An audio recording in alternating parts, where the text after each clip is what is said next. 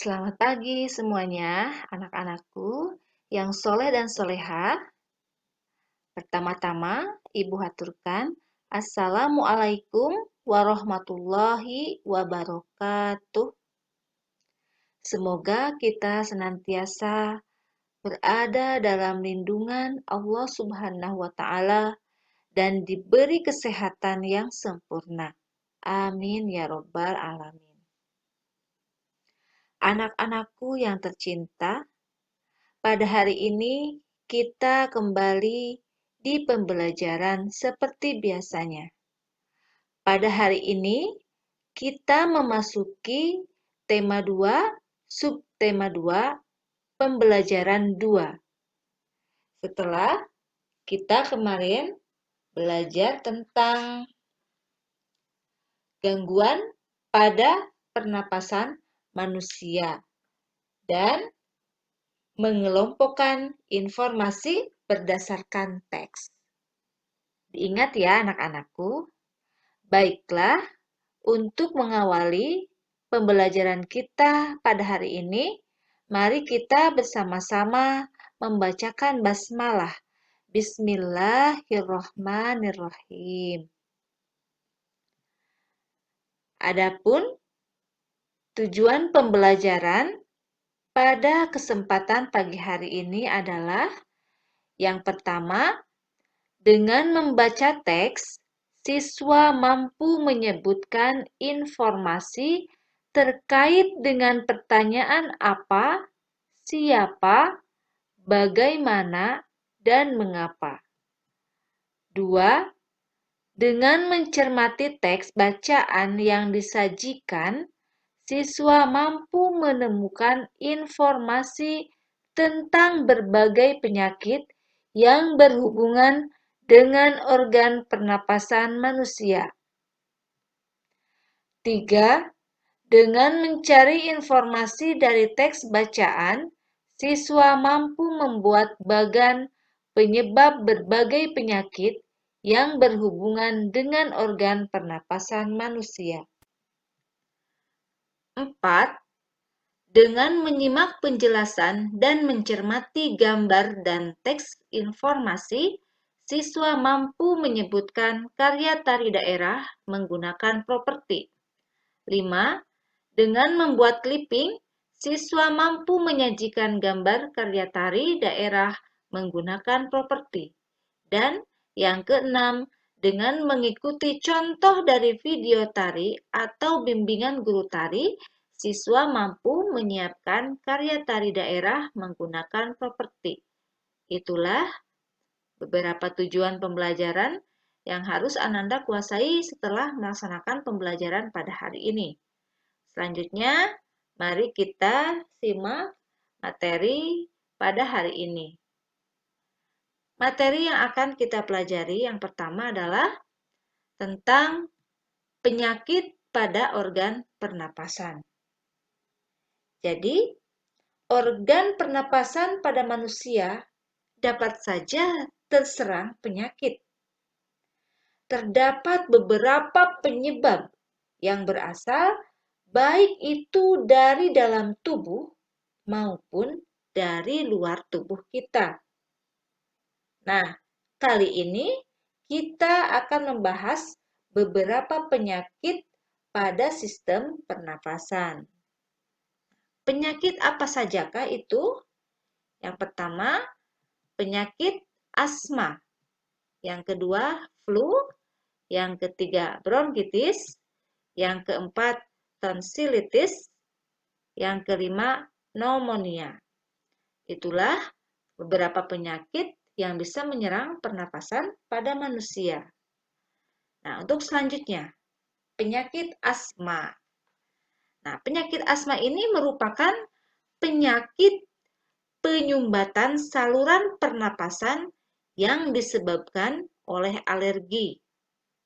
Alergi itu bisa saja diakibatkan dari udara dingin, dari rambut, bulu, kotoran, debu, atau tekanan psikologis. Nah, itu adalah penyakit asma.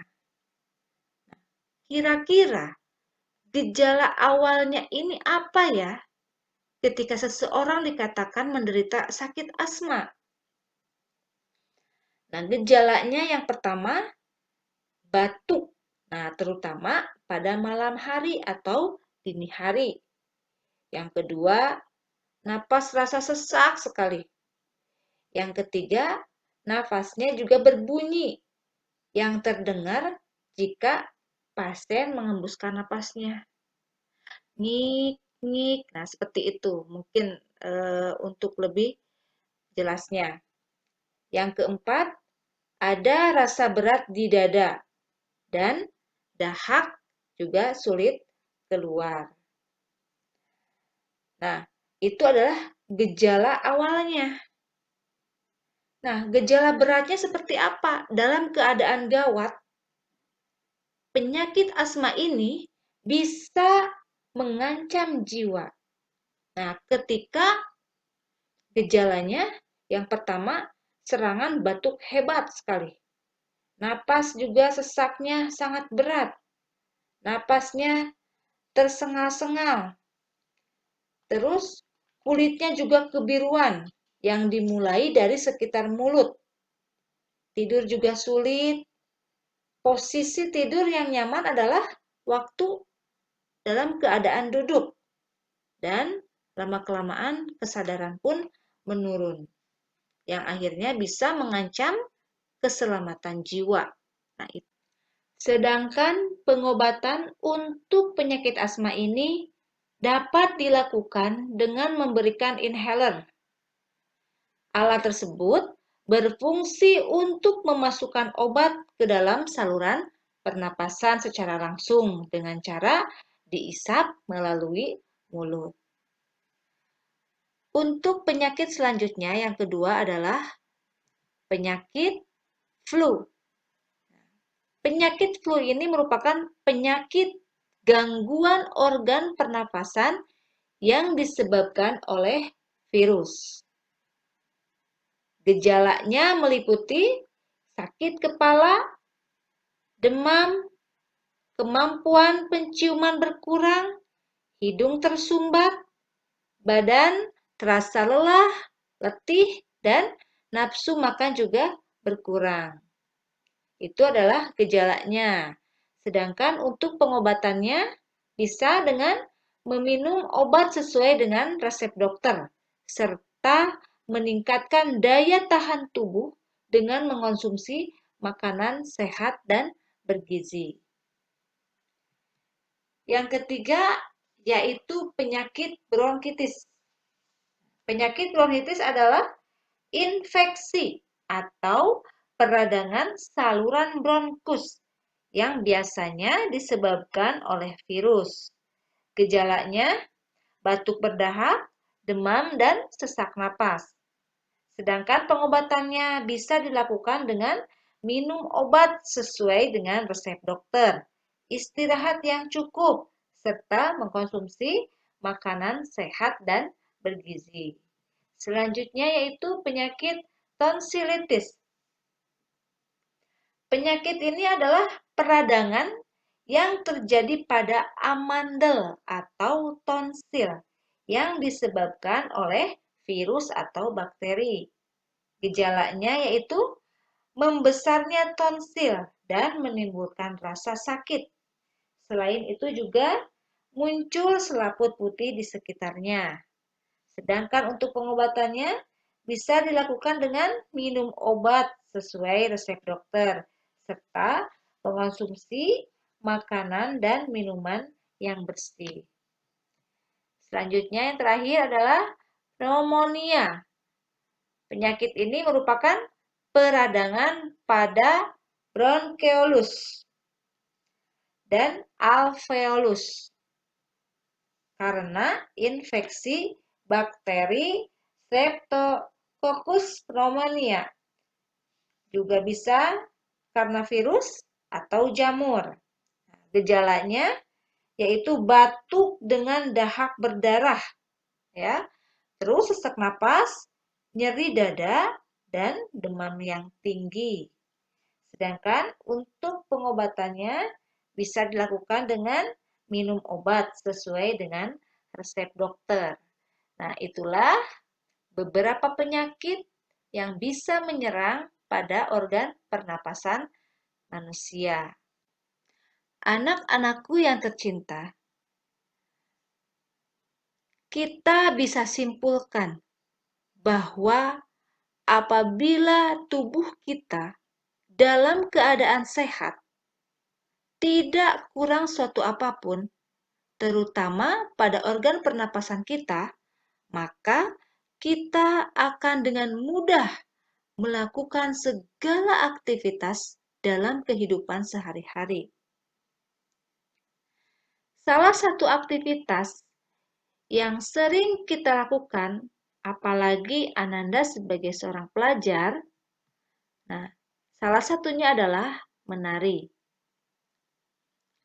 Dalam melakukan sebuah tarian,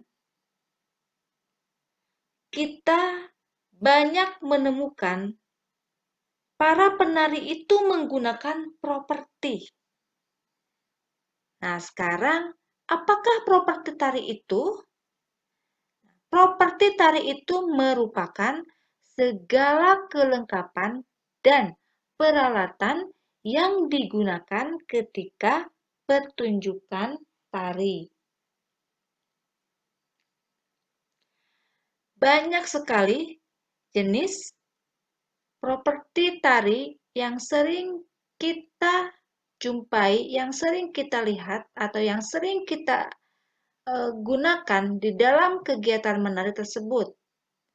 Salah satunya yaitu selendang, ya, yang biasa digunakan dalam tari-tarian yang berasal dari Betawi dan Minangkabau. Yang kedua, senjata. Bisa menggunakan pedang, keris, tombak, rencong, busur, anak panah, dan tongkat. Yang ketiga, topeng. Topeng biasa juga digunakan sebagai properti tari. Nah, seperti contoh di samping gambar tari Klono Topeng. Ini sesuai dengan nama tariannya. Yang keempat, ada piring, lilin, yang biasa digunakan dalam tari piring.